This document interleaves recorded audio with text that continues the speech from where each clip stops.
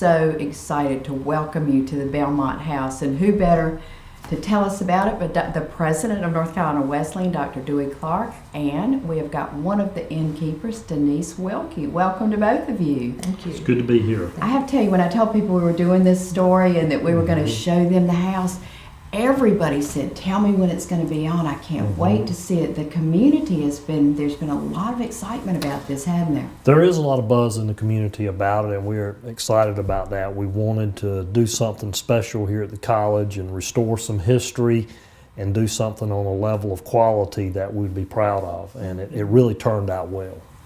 Well, Dr. Clark, explain to us, because some people said, well, why was it moved? Well, it was, we would see it to the right as one entered off 301 into the college. And I guess when was it moved there? About 1988, 89? First time it was moved by Dr. Les Garner, who was the third president. It was moved just north of town, campus to 400 yards south. Food line parking lot? Food line parking lot, and it was an old house that was in disrepair, but it was a sturdy structure, sturdier than it looked.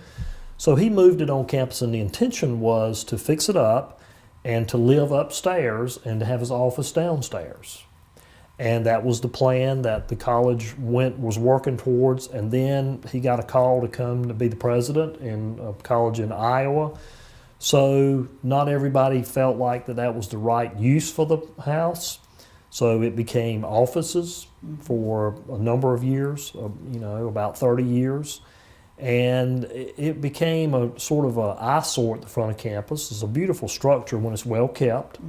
But it was not in the right place. It was where it belonged. When I would drive in, the beautiful Gateway Technology Center to the left, and then this beautiful home, but it was kind of why.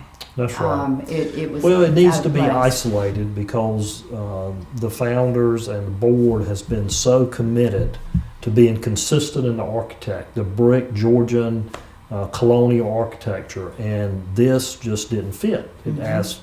When you drove in, as you said, it begged a lot of questions.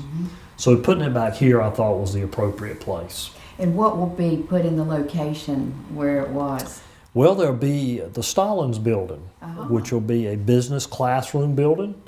We're rapidly running out of desks. We're growing. We're the fastest growing college in North Carolina. Wonderful. So Thank you so much. You're welcome. Well, that's a team effort, but we need desks. We need classrooms. So this will have 200 desks and 15 offices. So we're excited about that. And Don Stallings has been generous with his resources to help us build that. We're hoping to break ground in the next year on that. Great. Will it be similar in its exterior to the Gateway Technology Center? Not really. It'll be more like, it won't be an identical twin, it'll be a distant cousin. We varied a little bit when we built the Gateway. That's not consistent with the rest of campus. It doesn't have the same, old traditional colonial architecture. So this building will go back to our roots. It'll look like the Brazel Administration Building. And it'll be where the business school is housed. Wonderful. And hopefully our new MBA program. And I read about that. That will be the first one for here, won't it? Well, the Masters of Criminal Justice started back in March. Great. So the Masters of Business Administration, which we're making an application for now, will be the second. I'm thrilled about what's happening at North Carolina Wesleyan. Thank you. It's just so exciting. Well, Denise, you and your husband Rick, whom we're going to meet shortly, are the innkeepers. What attracted you to come here and be an innkeeper? Well, I was a history major, and I taught social studies and history in high school before we did this. And I had retired and was looking to, do something else because I'm not the type of person to just sit around. If you're around me very long, I'm kind of squirrely and moving around all the time. So when I found out that there was a bed and breakfast on a college campus, I was like, wow, because I had been in education for so long and working with young people, and I knew I'd be back around young people, that would be a good fit. And then because I'm a history major, I love historical homes and I love preserving history, and I'm like, oh my gosh, I get to live in a historical home, a preserved, restored colonial home. It's amazing. So it's just a perfect position to have, and I have a lot of people that are very envious of this. And but I tell them, well, you come on and help me wash some clothes and things too. You know. Well, and during the second part, we're going to take a tour, a Sure. visual tour, and you can describe a lot of things. But I have to say, I was really so pleased walking in. It is an old home, and a historical home, but it's got such a wonderful, comfortable feel to it. And that had to be a very conscious effort on everyone's part to present that. I think so too. And the colors and the furniture just are very welcoming, I think, to people, and it just makes you feel like you're at home and, you know, back down east. And I think that's a great, you know, Rick and I have enjoyed being back east and enjoying this type of lifestyle. It's a little slower and people are real friendly, and we really like it. So We are friendly around here, aren't we? We are. And Denise is right. We didn't want to do something like this and compromise quality. We wanted it to be on a very high standard, a very high level, and the house is worthy of that. It has strong bones. We just had to, you know, repair the skin and just get it to the level that, you know, we're proud of, and we are. And I think it's going to be well received not only by the community but by random travelers. We'll do quite a bit of marketing, and we'll get the word out, and I think we'll get a lot of people that'll come to this campus that normally wouldn't come. And there's always benefits to that, you know, when people visit. Who are the people so far? I mean, are you looking at, and I've seen advertising by, I guess, Sheila Martin to come and watch something at the Dunn Center and spend the night. Are you seeing? Well, I'll let Denise chime in, but, Okay. you know, alumni are going to visit, prospective students, parents of current students, random travelers, people that are performing in the Dunn Center maybe for 2 nights, a dance type situation. And also we have financial seminars in the Dunn Center. Some of those people have stayed because they usually run for the weekend. So did I cover everybody? I think so, and I think that was the very first weekend we opened. We had a gentleman that stayed that was taking a class at the Dunn Center, a financial class, and he has been back 2 other times. So he's our 3-time visitor, and is very pleased. And again, that I think it's pretty cool. Somebody that's not a parent, not necessarily related to the college, has stayed, and he's gone back to tell his friends about it, and we're very pleased about that.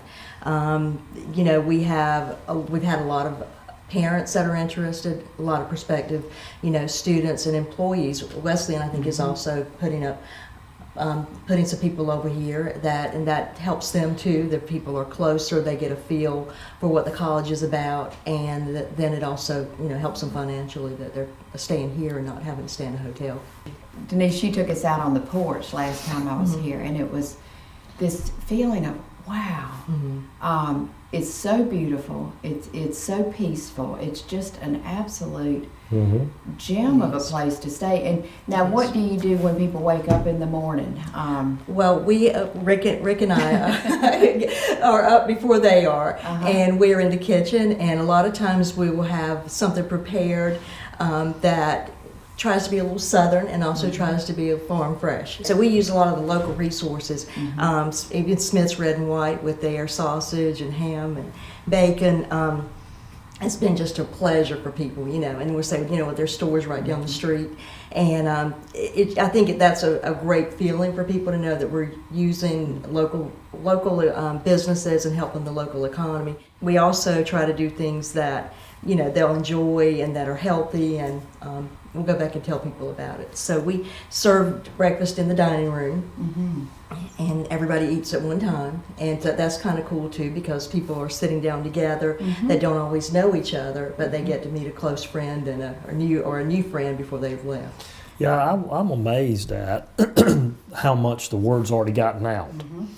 So Denise and I have talked briefly this morning, and I don't know how we're going to work this out. We're going to try, but we have a group from Iceland that are priests that want to come and stay in all 3 rooms for 6 nights Great. in May. And that gets people This on May. Yes, this May. This May. this right. gets people on the campus that, you know, wouldn't normally stay here. So when they come and have a great experience, a quality experience, obviously they'll go back and tell everybody about the college. And we never looked at this as a moneymaker. We think it'll break even, which, you know, is fine given all the benefits that there are to having people on the campus. Before we take a break, the international students here, that really having people coming from all over the world here helps funnel the pipeline of really talented international students. What percentage of the students are international here? So in the fall, we had 1,030 students, and we had 98 international students. So it's almost 10%. And I'm told that when you reach a level of about 15%, that's world class. That's what colleges and universities strive for, is 15%. It adds that diversity, and you know, our students can take a trip without ever leaving the campus by rooming with somebody from a foreign country or learning about a different culture or whatever. So we have 26 different countries represented in that 98 students. We think we'll be somewhere around 115 in the fall of international students, and we'll add a few countries. We have some clusters where we have 10 from Venezuela and 8 from Argentina and even over 20 from Nepal. But a lot of them are one-offs, one from Spain, one from Italy, one from Portugal, one from the Bahamas, etc. But we're very proud of that international population. It really adds some more vitality to the campus, I think. Great. Well, we're going to take a break. Rick's going to join us, and then you'll come back at the end. So, all righty. Thank you. Denise, we have welcomed your husband, Rick. Glad to have you here. And you are an innkeeper as a couple. Yes, thank you. Happy to be here. Did you ever envision yourself as being an innkeeper, Rick? Not until about a year ago. So it wasn't something that was on my bucket list, but it certainly has been a great experience to be here on the college campus and to be around all of the young people. And the different things that we have right next door is the Dunn Center and the Performing Arts Center, and what a great pairing for that to be right next to the bed and breakfast. Oh, absolutely. And did you oversee, or did y'all as a couple oversee from when it was moved and then see the evolution to where it is now? Well, we really became involved after the home was moved. I remember the first time we came, it was probably a little more than a year ago. And to enter into the house, we actually had to climb up a ladder to get up to the porch, which was a little bit of a challenge for us. But when we walked in, the house needed a lot of work.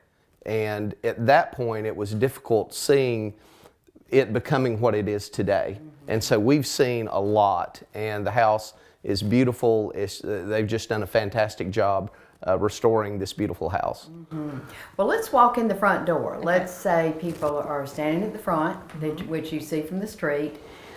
Beautiful lawn, by the way, and I parked in the parking lot. I'm not going to touch your grass. It's so beautiful.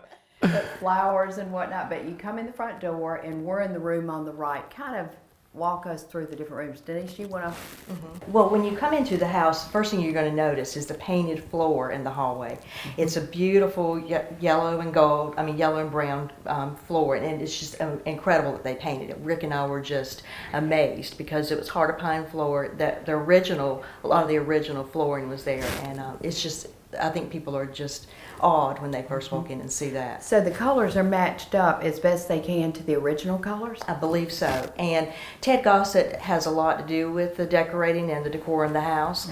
He is on the board of directors in Winston-Salem of the Museum of Early Southern, make sure I get it right, Early Southern Decorative Arts. And so a lot of the colors and things that they used, he borrowed from them to do this house. So. Well, in this room, what do you call this room where we are now? Now, we refer to it as the parlor. Okay. Now, back in the day, it was something else. I think I've heard Rick Lambeth refer to it as the Grand Hall. But this is the room where our guests would gather in the mornings before breakfast. This is where we would also have small events for different groups. I believe Denise had mentioned the Duke Children's Development recently had an event here. So we can accommodate, I would say, comfortably 20 people in this space. Great. And that's with tables. Without the tables, probably more, but we had 3 big round tables in here. And then we have a linen press that is very, just amazing. And the linen press was actually an American linen press made about 1810. I believe they got it from someone in Maryland, and it has just extreme the woodwork is incredible. And one of the really neat features of it is it has a hat drawer. And so it's, people always say, well, now what was that drawer used for? And so it's a pretty square drawer and deep for your hats. People think about, I usually think about wardrobes, and then I've seen linen presses, and linen presses, all your clothes would fold and you would put them in there and then put the shelves on the shelves. And we do still have the shelves for the linen press up in the attic. Now it's actually has been retrofitted before it was purchased for a TV. And we think that's great because we've had some companies come over here and they said, we want to use this space, but we need to be able to have meetings and programs, so we're going to need a TV in there. So fortunately, this piece, which is so beautiful, also was retrofitted for a TV. And as much as you've got older stuff, I think you are very smart to put a TV in each of the bedrooms also, because as much as we'd like to be authentic, people like a TV in their bedroom to hear the weather in the morning and things like that. So you've done a beautiful job marrying the current amenities with the historical significance of so much. Narrow stairway going up, which, Rick, I understand you carry everybody's suitcase. Yes, I do that. I do that. And also, the entire house is wired for Wi-Fi. So we're in the university system as well as the cable TV. So all of that just works seamlessly, and so we're able to provide people with an experience that sort of takes them back in time, but they've got the modern conveniences that we're all used to today. Well, and rather than go upstairs yet, let's talk about the dining room and the kitchen. You want to tell us about the dining room? Yes, the dining room, my understanding is it was a porch before Rick and his team came in to do the renovations. And so they've done a wonderful job there. It's a beautiful dining room. We've got this nice antique dining room table that comfortably seats 6. If we have more people, it can be extended out to accommodate 8 people. There's a beautiful buffet piece in there as well. And another neat feature that several of our guests have complimented on are the 2 lanterns that hang above that. So that adds a really nice touch to that room. Into the kitchen, there's some really neat features in there. If you like green, you'll love the kitchen because it's got plenty of green. That is really the oldest part of the house, what it is today, the kitchen. That was the first section of the house that was built. And that's interesting because in older homes, they often had the kitchen not attached to the main house because of the fire hazard. That's right. And we think that was the case here. That room, the kitchen was something else. And the kitchen would have been in a building that was detached from the main house. And you've got 3 wonderful bedrooms upstairs, as well as a seating area, common area. Walk us through several of them, and Denise can jump in. Sure. Well, as you go up the stairs, those have been renovated, and they're a bit wider now than when they were when we first got here. I thought they were pretty narrow now. Yes. Well, they're still a little bit, but those are carpeted, and they're very nice, very beautiful material there, and it takes you up to a hallway area where we have water and coffee and soft drinks and snacks for our guests. Also a couple of nice chairs where you can sit and have a coffee and chat, that kind of thing. And over to the left, our largest bedroom, we call that the dogwood room. It's a beautiful room which all of the furniture in that room was donated by the June Sharon estate. That room across is the honeysuckle room. Now, we chose names that reminded us of growing up in the country in North Carolina. And so we have the dogwood room, the honeysuckle room, and then the morning glory room. So when you think about those names, I think it takes you back to being a kid and walking through the woods or walking out in the country. And eating the honeysuckle. Yeah, exactly. And, few people know about that, but most people eastern North Carolina go, when you say honeysuckle, it's the first thing they think about. The honeysuckle room, I think, is a woman's favorite room. Now, the dogwood room, I think men like it. It's a little bigger. The bathroom is not as big, but it does have the clawfoot tub in it. Whereas the honeysuckle room, the room itself is smaller, but the bathroom is just amazing. We have a clawfoot tub in there and a fireplace. Now, the fireplace, we have the candles in them. We would love to have had a real fireplace, but unfortunately with code, you can't do that. But it's still, I think the candles and all make it a very intimate place and a very cozy place to be. So we hear a lot of women choose that room when they have a choice. So if the rooms are all empty, you allow your guests to pick which room they want? That's correct. Wonderful. Yeah. And the last room, which is over the kitchen? Is the morning glory room. Okay. And again, the morning glory, I always think about again being out and walking on paths in the country and seeing the morning glory. The morning glory room is one of my favorite rooms. It's a very private room. As you kind of wind through the back hallway, you have to kind of watch your step because it does connect the old with the newer part of the house. Even though you're still talking 1820s, it's still pretty old. But the room has windows all around, so there's 4 windows in there. It has a fireplace also that we have the candles in, and that room has a queen bed and a twin bed. And the reason we did that was because we do have parents that come and stay with their child, with their college student, and we've had a couple of moms come and stay with their sons, and that's a nice place for them. And it's also great for like a ladies' weekend too. If you have several women that want to stay, that gives them a room with 2 different beds. And as Rick always talks about, that's the golfer's room. Yes. So. Yes, it certainly could be. And unlimited possibilities, with combinations of the room and stuff. So, well, thank you. Appreciate it. We're going to bring back Dr. Clark for one last conversation, but really thank you and welcome to Rocky Mount. Sure. And Thank you. one thing we always say, and I think Dr. Clark will emphasize this too, is that the more people that we get on this campus, the more people we get on this campus. Oh, yeah. And so that's our goal, is to be ambassadors for the campus and provide the quality that Dr. Clark was talking about. We want people to feel special here and to understand that they're going to get good service, a clean environment, and a welcoming place to be. And I have to say, as somebody who loves Rocky Mount, beyond Wesleyan, you're all those things for Wesleyan, but for Rocky Mount too. So thank you for the broader community too, for what you're doing. Thank you. Thank you. Happy to be here. Yeah. Great. Thank you. President Clark, we wanted to end up with you because this is Sure. on your campus, our campus. Kind of issue an invitation to the community, please. Well, I'd like for everybody in Rocky Mountain to consider coming out here and spending a weekend or a night. You don't have to drive a long ways to get away. And I think this is a perfect place just to get away for a night or two, and you don't have to worry about driving so far, and it's very, very comfortable. And I just think it would be a great experience. So I encourage that. I also encourage people, if they have some type of event they want to hold here, small book club, garden club, etc. I think this is the ideal setting for that. And I bet you from what we've heard from Denise today that if it hadn't been done, that wouldn't deter her at all. If it can happen, she can make it The happen. answer is And yes, Rick. usually. Yes. Her and Rick can make it happen. We have the perfect location here for the house. We have the perfect facility in the house and the perfect innkeepers. So Wonderful. we're proud. Great thing to end on. Thank you. Yeah, Thank you. It is. Thank you for joining us.